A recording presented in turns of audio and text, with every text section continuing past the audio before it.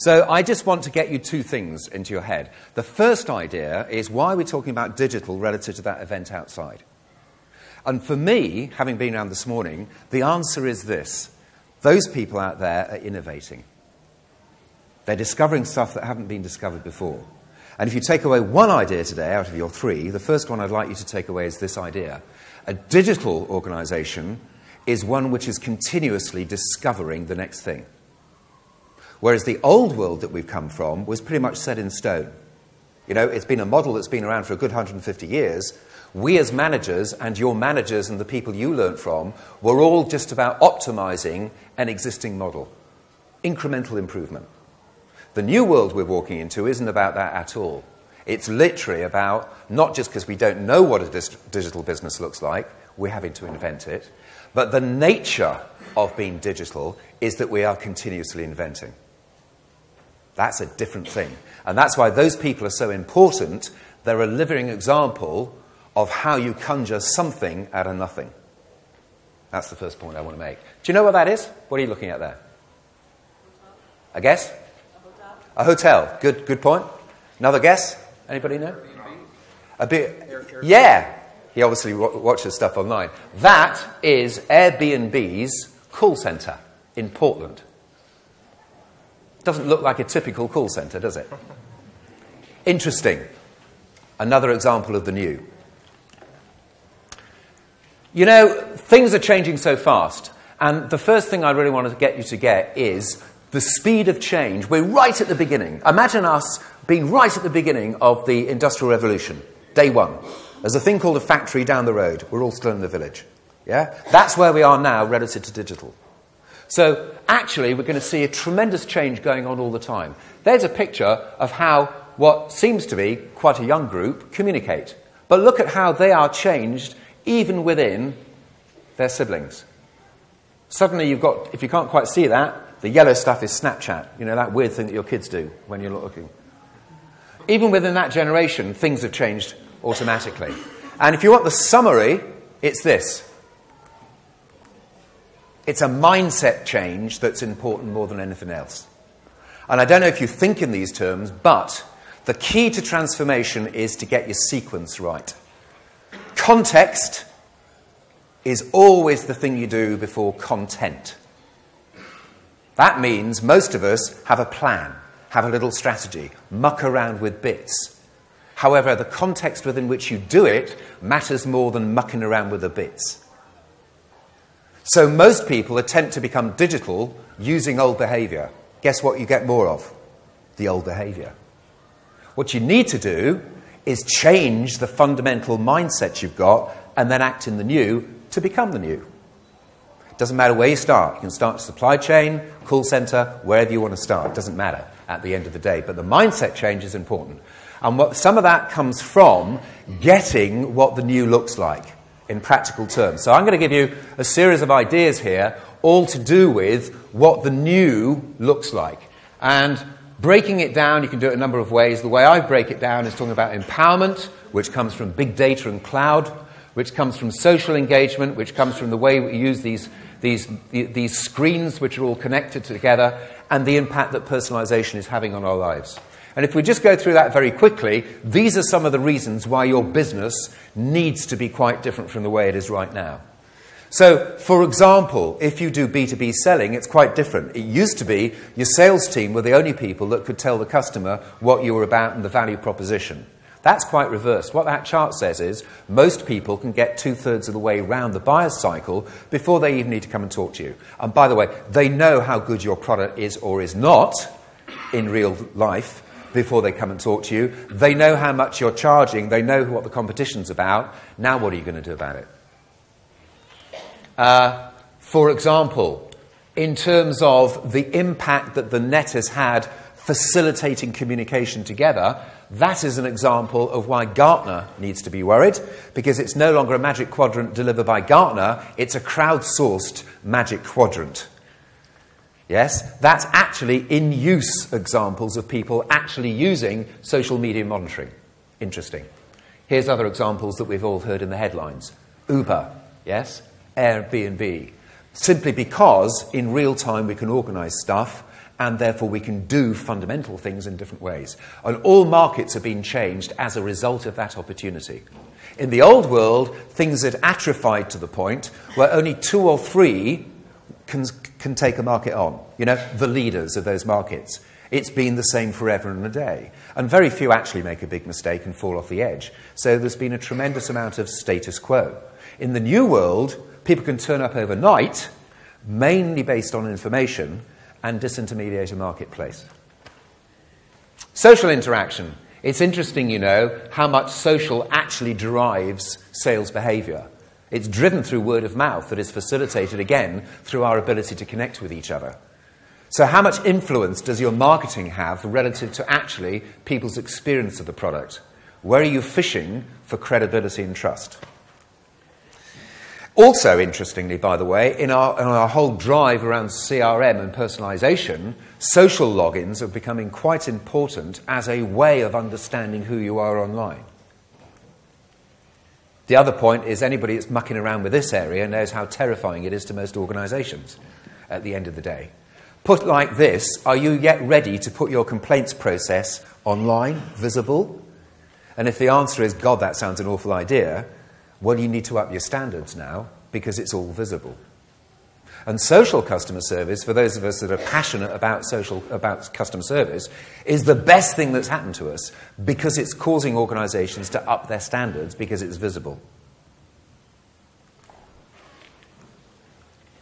Our behavior around of screens is extraordinary. There's a plethora of stats at the end of the day, but anything from a screen as big as that picture there down to a screen that I can hold in my pocket is how we do our business.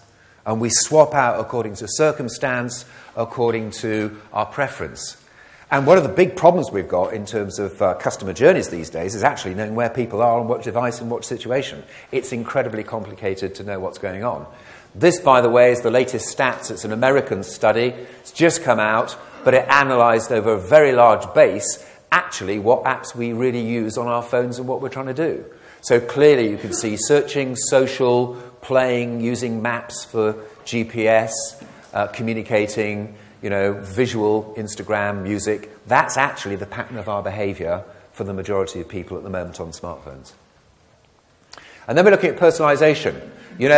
Retail is at the heart of the digital transformation right now, and we've borrowed a word from them, quite incorrectly, called omnichannel. For them, what they're really trying to do is bring together, the retail experience, the contact centre experience, the online experience, the supply chain, all of that together, and that's the result of it. That's the result of it. Interesting, look at that thing at the bottom there. China's JD.com launched the option for many items to be delivered within 3 hours, effectively giving millions of Chinese office workers the ability to place an order by 3 and have it right after work. In the UK, I read the fact that Argos, one of the brands, for example, is experimenting putting pop-up shops in the underground. Yeah? So you go along in the morning, have a look at the thing, collect it in the evening time. That's why innovation is so important. Putting in place something that didn't exist before. Who came up with that idea? Yeah? It wasn't based on the old model, that's for sure. So, mining individual leads. This is just one example. And this is all about mashing up data. This is the big data stuff. So, for example, this is a typical thing. I know something about my customer. He's interested in skiing. But I don't just take that historic thing. I combine that with real-time trending information, which is it's snowing where he lives. Pretty easy to put those two bits of information together. Therefore, he's probably up for a bit of buying stuff because he wants to have some fun this weekend. Therefore, that website that we put in front of his face, triggered through an email communication, is a one-off. I know you know it, but it's worth remembering that your version of what you see as Amazon is your version. Worth remembering. So, every customer is a digital customer. That is the conclusion at the end of the day. And the impact is it's much harder to please them as they go through their cycle called explore, choose, use, and amplify. That's what you go through when you're a consumer. The way we look at it in business is find, win, retain, grow. And actually one of the core problems we've got now is how those two cycles overlay or they don't overlay. And the experience is the product in today's world. Plumbing in the idea around customer experience. And that's all across different devices, different channels at the end of the day. So, one of the reasons for showing that material is you need your own version of that. You need your own version as an organization of what's changing and understanding the implications of that at a context level. Because that drives the reason to change. Nobody wants to change. You know, you don't want to change any more than anybody else does. But if there's an imperative there, then we must needs do. So you must understand why you need to change beyond the fact that everybody else in the room's doing it. That's far too vague. So source your understanding of how your customers are actually changing as a result. Now, what does that mean for us in contact centres, and customer service? Well, actually what it means is this. Now, the reason why that is important is we've run an industrial model. There are some of us in the room that go quite far back, I know, in the call centre, way back. And in the early days, by the way, of call centres, it was a quality-based proposition. We've been so successful, though, that for three decades, we've all been about optimising the quantity. You know? Take it offshore, bring it back on. Hey, you've been away for 20 seconds, what's that about? AHT. It's an industrialised model at the end of the day. It's a pretty lousy model as well to experience if you're in the middle of it. But the reality is, if you look at it from this perspective, is that model is out of the window. It doesn't work at the end of the day because it does not fit our requirements. And part of the problem is, what do we see? If we look at our screens, yeah, those great wall boards, we just see numbers. We need people in the queue. You survive your SLAs by averaging them and forgetting the fact that at the peak you're failing, but saying, do you know what, overall, it's all right. That doesn't fit my individual experience of sitting in your queue at 9:15 at all. Whereas if you look from the outside in, there's no such thing as an average customer. I know it's the groovy thing to do personas, but by the way, they're not real either. Right? So, individual experience. And the fact is, by the way, choice is absolutely part of the proposition. Even if they don't use it at the end of the day, the expectation is, I can engage with you. The shoe is definitely on my foot, not yours, at the end of the day.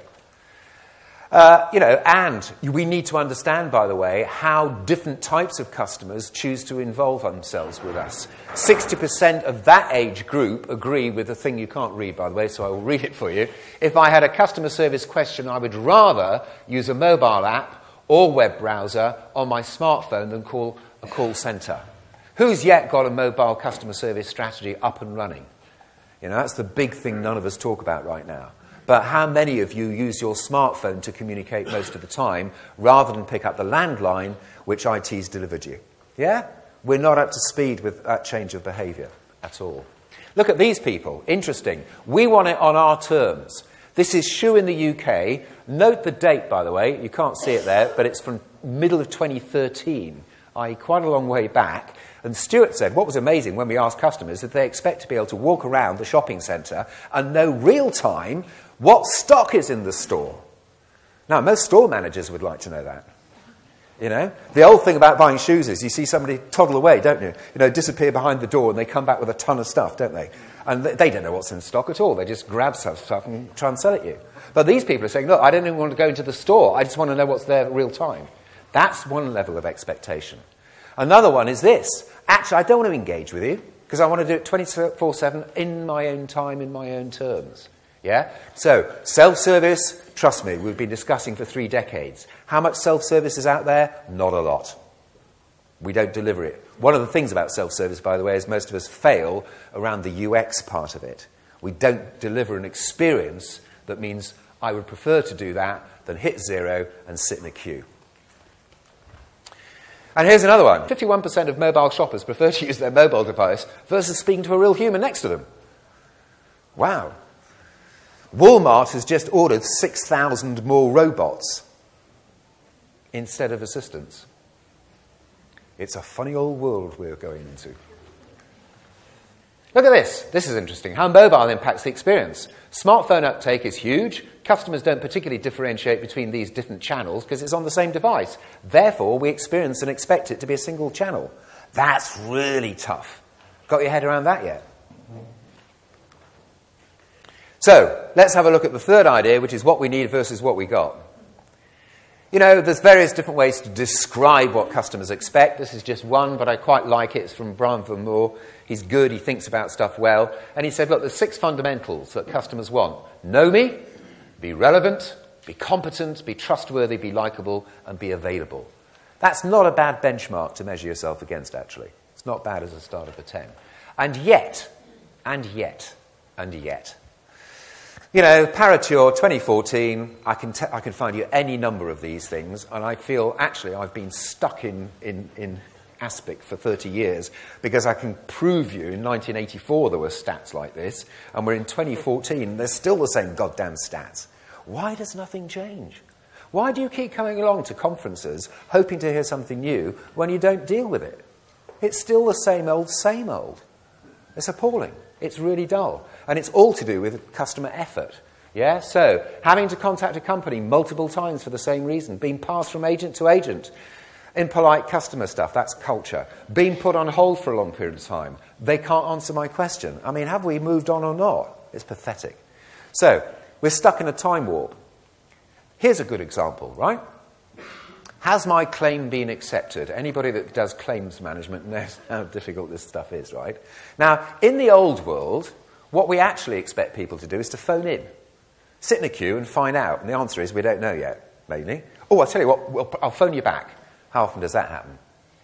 How upset do you get? It kills the NPS score. But what should happen is this. It's all gatewayed process workflow. Why isn't it automated? Yes? And actually, the bit at the bottom you can't really see is a workflow that talks about customer effort, which I would commend to you as a great, great metric. There's a balance of interest between the business, because if I reduce effort, I reduce multiple times of engagement. It turns into cost. The business gets a tick. I get a tick as a customer because I have to make less effort.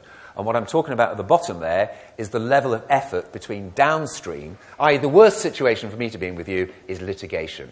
You've screwed up so much, we're in court. Going back up the chain, complaint, second-time resolution, multiple transfer, first-time resolution, inbound situation is recognised. Can anybody use the data in the CRM to recognise my requirement before I tell you anything and route me? There's only one situation I can think of, and that is, when I owe you money, you'll route me straight through to credit control. That's because that's your interest. So you're capable of using the data, but only for your benefit, not mine. And this is all about serving the customer's situation and doing stuff without them having to make any more effort.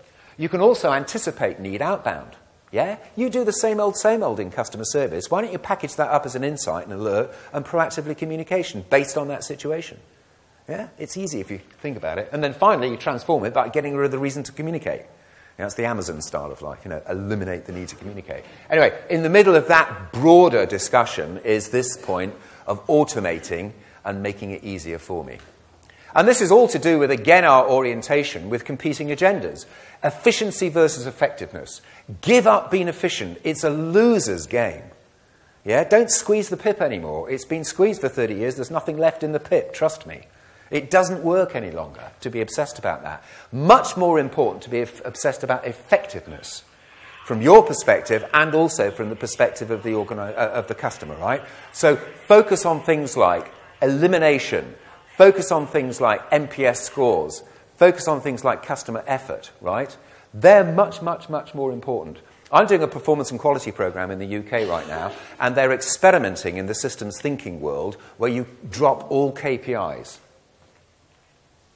Just meditate on that for a second. How frightening is that? To allow no KPIs.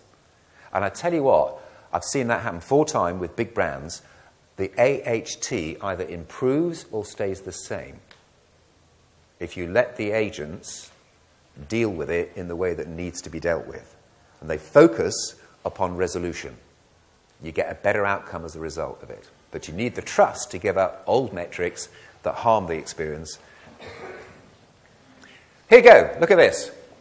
You can probably relate to this as a customer.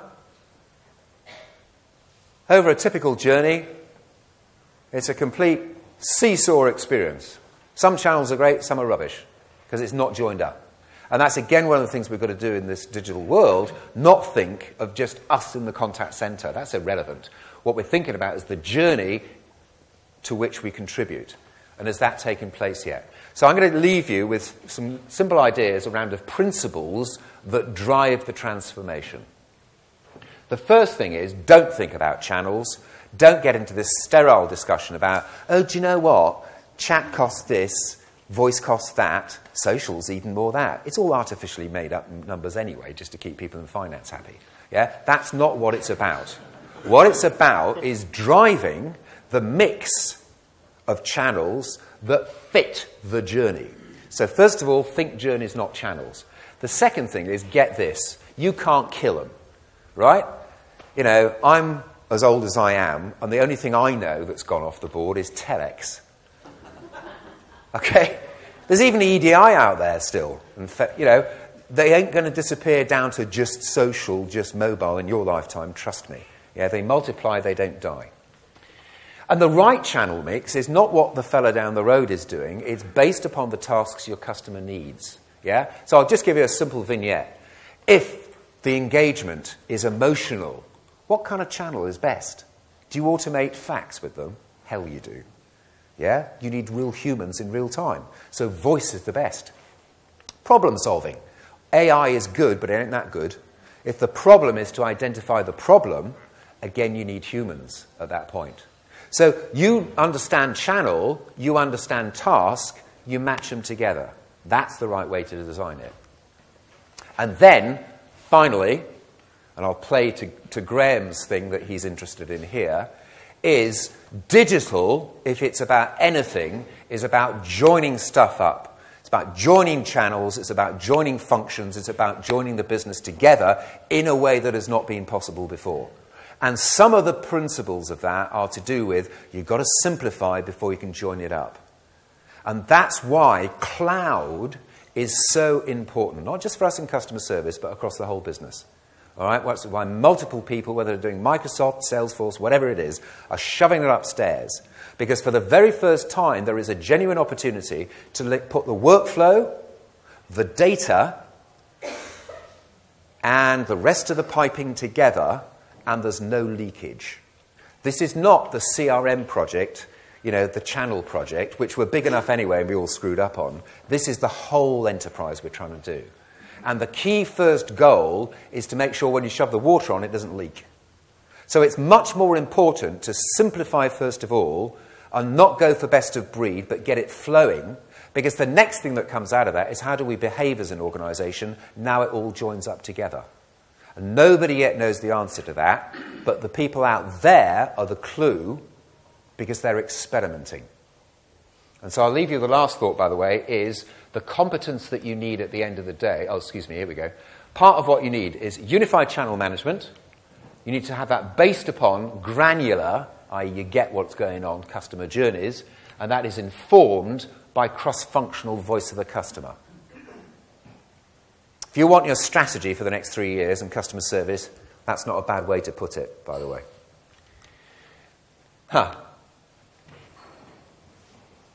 Okay? Tech never transforms. People transform. Don't forget that.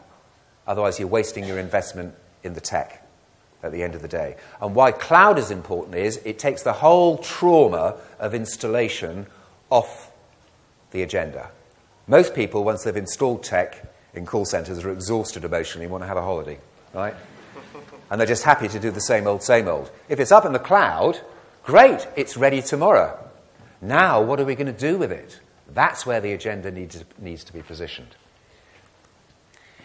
That's me done. I hope I've landed a few ideas in your head. And the relevance of outside is nobody knows what it looks like. The only way you're going to find out, though, is through low-risk, rapid innovation. The world we're walking into is all predicated upon a concept called perpetual beta. Doesn't mean you have low standards. It just means it never gets finished because the next thing's turned up that we need to be experimenting with. And so everything that you've got in terms of infrastructure has to be simple enough, to be flexible enough, like Lego, to rip apart and put back together again quick to try a new experiment. Because you as customers keep damn well changing. And you ain't yet settled. And you probably won't settle. So we as brands have to keep up with you. Speed is essential. Therefore, simplification is the order of the day. Hope you enjoyed that. That's me done.